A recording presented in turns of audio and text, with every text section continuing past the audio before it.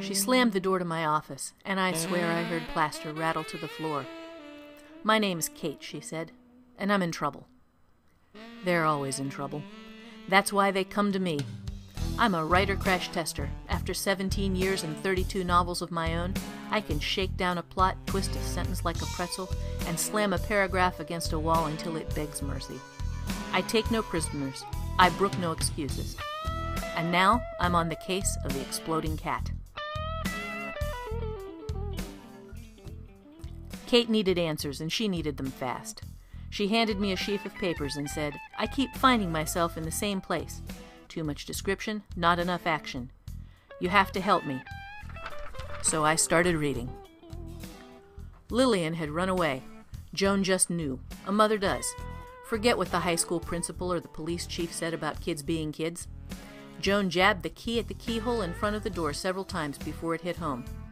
Her fingers tightened around the doorknob and the stubborn thing just clicked. Wouldn't open. A scream tore at her chest, trying to beat its way out of her. Joan stifled her sobs, hoping the neighbors didn't see. Chief Gillespie told her to drive around town looking for Lillian. Joan huffed a laugh as she remembered his words. It didn't matter if Joan went to the Cowboy Drive-In or to the new gazebo where kids hung out and smoked cigarettes. Lillian wouldn't be there. She was gone, and she wasn't coming back. The front door finally opened, and Joan stumbled into her lemon-scented house. Her purse strap slipped off her shoulder and slid down her arm. She did nothing to stop its progression toward the living room floor. It hit with a dull flop. It opened, spilling junk around her feet. Joan gave the mess a cursory glance and dragged herself to the stairwell. Her left hand closed on the banister. She hefted one foot onto the first step and looked up at the endless distance before her. Someone knocked on the door. Joan didn't turn around. They knocked harder, rattling the door in its frame. Anger quickened Joan's pulse, erasing the lethargy gripping her. She wiped the hot tears off her cheeks and spun on her heel. Her hair streamed behind her as she hurried to the door and swung it open. The 20-something woman clutched a stiff piece of paper and beamed like she had found Shambhala. Joan had seen her around town, but couldn't remember her name. She started to tell the girl it was a bad time, but she didn't have time to get a word out. "Hi, ma'am." The smile got bigger. "I'm here to tell you about we don't want any." Joan's low murmur never registered. The enthusiastic pitch continued as though Joan hadn't spoken. The salesgirl's lips finally stopped moving, and she beamed at Joan. Joan realized the salesgirl must have asked a question. She'd have to ask her to repeat herself. In a town as small as Walker, she just couldn't slam the door in the girl's face. But she wished she could. She wanted to go into her daughter's room, figure out where to find her baby girl. Joan forced herself to speak instead. "I'm sorry, what is it? What did you say?" Joan barely kept the edge out of her voice. A smile was out of the question. Underneath her clothes, Joan's skin rippled, responding to her stress. The shiver started at Joan's toes, begging her to let herself change form, be something else for a few hours. She fought for control, praying she wouldn't turn into a house cat in front of this girl. At which point, in the reader's mind, the cat basically explodes the scene. We start out pretty well here. We find out that the mother's daughter has run away. We find out that she is frantic. The writer shows us this pretty clearly with her jabbing the key at the keyhole and not being able to hit it. But then things start going wrong. First off, Joan starts ignoring sensible advice. Chief Gillespie told her to drive around town looking for her kid. So, why doesn't she? Next, we get odd sensory details and distracting action. First, we get the lemon-scented house, which is a perky smell in a dire situation. And then we have the distracting action of a character who's watching her purse hit the floor and spill junk at her feet. And this is not critical to what's going on in the scene, which is that her kid is missing and she's got to find her. However, she hefted one foot onto the first step and looked up at the endless distance before her is good.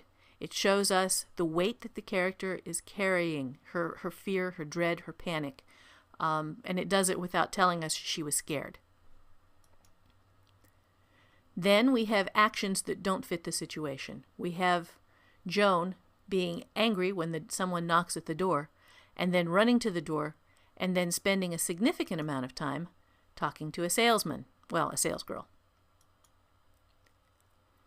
And critical needs are ignored while she does this. She wanted to go into her daughter's room, figure out where to find her baby girl. Yes, of course she does. But instead, she's talking to this twit. But then, we have underneath her clothes, Joan's skin rippled, responding to her stress. The shiver started at Joan's toes, begging her to let herself change form, be something else for a few hours.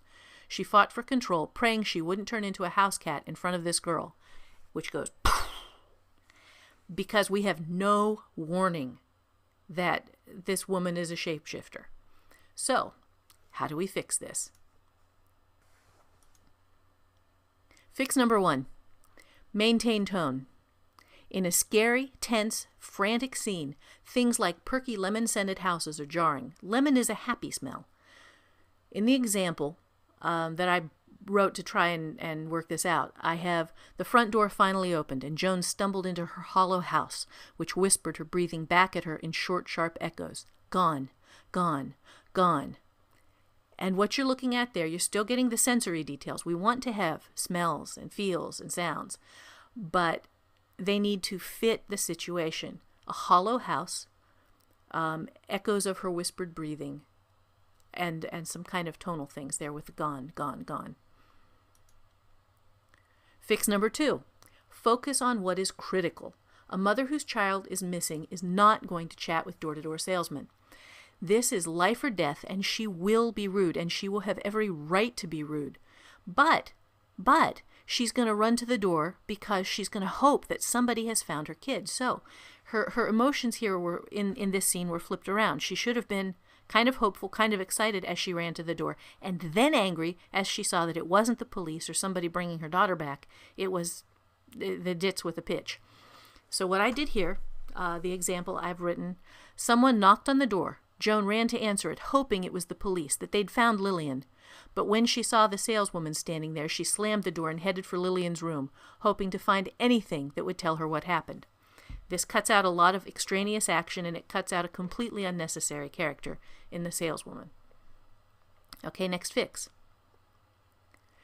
Everything has a reason why. If the mother is not following what seems like sensible advice, then show us why she isn't.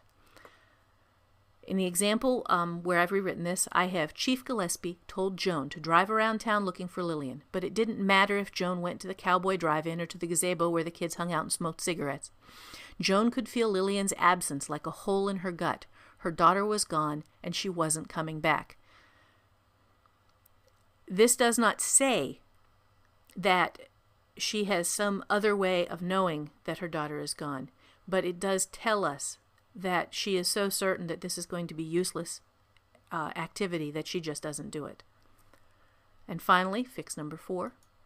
This is the biggest fix, the exploding cat. You have to foreshadow any big twist that you're going to end the scene with at the very beginning of the scene. From the first sentence, create hints that connect the mother's shape-shifting to the fact that she knows her kid is missing. The example I've done here is Lillian had run away. Joan could smell it in the fear that marked the front door. She could feel it as a weight on her skin. So what I've done here, this is subtle. It's not a big thing, but if you have a woman who can smell fear marking a front door, that is a hint right away that something is a little off about her. And when you drop the cat on us at the very end of the scene, it won't explode. It won't throw us out of the scene and make us say, "What in the world?" Instead, you have hinted, and as you go through the scene, use other small sensory details to continue to hint that something is going to happen at the end of the scene. You don't have to be obvious about it, and it's much better if you don't. But you do have to have the clues in there so that the reader at the end, when you say she wants to shift into a cat, goes, "Aha, I knew something was going on." In the case of the exploding cat, you've seen a plotting crash, inserting an unnecessary character in the form of the door-to-door salesgirl.